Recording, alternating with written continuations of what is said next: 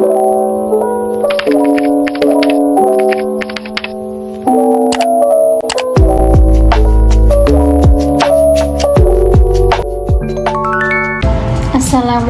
warahmatullahi wabarakatuh.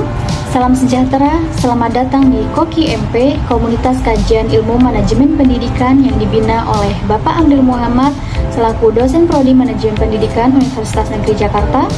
Perkenalkan, saya Lulu Hopsari, mahasiswa Prodi Manajemen Pendidikan Universitas Negeri Jakarta angkatan 2020. Pada video kali ini, saya akan menyampaikan materi mengenai strategi kewirausahaan.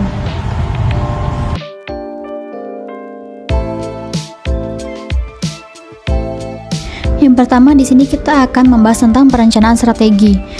Jadi strategi itu memiliki pengertian yaitu rencana tindakan untuk mencapai tujuan atau sasaran yang harus mempertimbangkan berbagai hal yaitu kekuatan, peluang, ancaman dan juga kelemahan. Yang dimana ini didasarkan pada kemampuan, posisi, persaingan, pelanggan dan juga faktor luas, baik itu ekonomi maupun teknologi.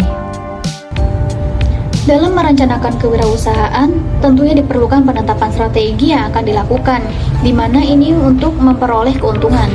Istilah ini terkait dengan perusahaan kecil yang berupaya menghadapi pesaing yang jauh lebih besar dan juga menantang. Tentunya ini tidak mudah dilakukan dan umumnya membutuhkan beberapa kemampuan yaitu seperti bakat, ambisi, komitmen, kreativitas, kekuatan, dan juga kecepatan.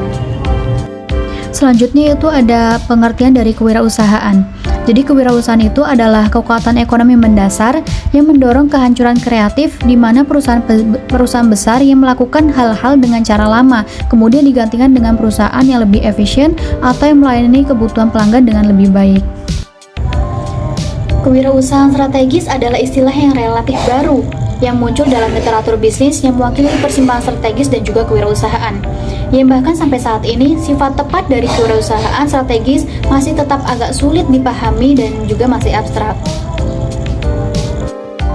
Kewirausahaan strategis ini melibatkan perilaku pencarian peluang yang berupa kewirausahaan dan juga pencarian keuntungan yaitu manajemen strategis yang dilakukan secara bersamaan.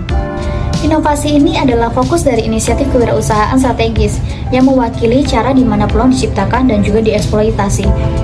Dengan demikian, inovasi ini dapat terjadi di mana saja, dan memang kita dapat diketahui bahwa inovasi ini memang terjadi di mana saja, terutama di dalam perusahaan. Tantangan strategi adalah bagaimana cara mengembangkan pandangan terpadu tentang cara kerja bisnis dan bagaimana ia menciptakan dan menangkap nilai dalam lingkungan operasinya. Lalu, untuk memulai strategi kewirausahaan, maka dapat dibuat sketsa jawaban terkait dengan pertanyaan-pertanyaan seperti pada kartu indeks tunggal berikut. Yang pertama yaitu ada value creation, yaitu nilai apa yang ingin kita ciptakan dan untuk siapa. Ini berarti mendefinisikan siapa yang akan menjadi pelanggan, apa yang akan kita layani, dan apa yang kita tawarkan. Namun, jika dua pertanyaan pertama ini tidak dapat dijawab dengan baik, maka kita dapat memikirkan tentang pelanggan dan preferensi mereka, apa yang mereka inginkan lebih banyak dan apa yang kurang mereka inginkan. Selanjutnya yaitu ada value delivery, yaitu bagaimana merencanakan pemberian nilai. Jadi dalam merencanakan posisi di pasar, tentunya kita harus menentukan bagaimana cara menciptakan nilai dan untuk siapa. Maka model operasi ini perlu didefinisikan, yaitu model operasi yang sukses lebih dari sekedar bagaimana menghasilkan uang.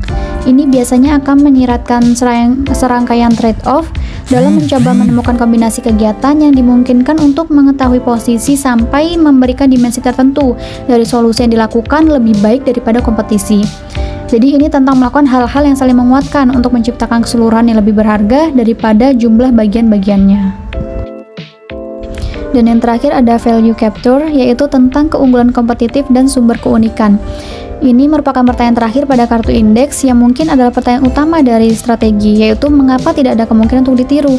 Pikirkan tentang sumber daya yang dapat dimiliki dan yang paling sulit ditiru oleh pesaing, serta keuntungan apa yang didapat dalam posisi yang telah diperoleh, apa yang membuat perusahaan lain tidak mudah meniru model operasi yang telah direncanakan. Dari itu terjadilah pendekatan untuk memulai usaha.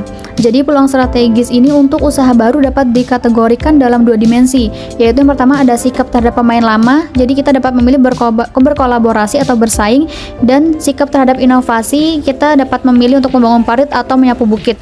Maka ini akan menghasilkan 4 strategi berbeda yang akan memandu keputusan usaha mengenai pelanggan.